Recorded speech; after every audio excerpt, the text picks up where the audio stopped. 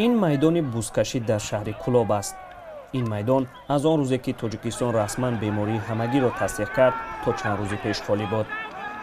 اما بعد تعطیلی چند ماه این میدان بузкашҳо و مخلصانش را دوباره به هم آورد.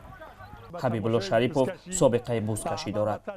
او با شنیدن آن که در کولاب بузкашӣ برگزار می شود از فرخور برای تماشا آمده است.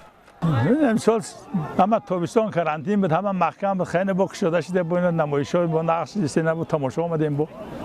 ما می‌خوایم همه همطریق بیماری‌ها از سر مردم دور شود و همطریق دائم خرسندی شود در تاجیکستان ما. محدودیت‌های جاری شده چواندازان تاجیک را از مسابقه‌ها و راه‌های درآمد محروم کرد. چواندازها تا پهنشوایی ویروس کرونا در معرکه‌های اسب دوانی و بузкашӣ اشتراک می‌کردند. تحفه‌های مالی و پولی می‌گرفتند و از آن حساب روزگار خود و پرورش اسب‌ها را به راه می‌ماندند. نیازов در شمال تاجیکستان زندگی می‌کند و در حولی خود بیشتر از 12 اسب را برای مسابقه‌های اسب دوانی و بузкашӣ آماده می‌سازد.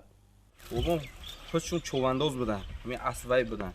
اسب زور داشتن که همین کجای میرفتن تا سمرقند بخارا مره میکرد میومد. حکم اون رحمتی من کلون کردیم، ما راست گپ رسیه ها رو هم رفتیم کار کردیم، اومدیم نشد. با اومدیم این کسب بوبور گرفتیم. بузкашӣ یک نوع ورزش است.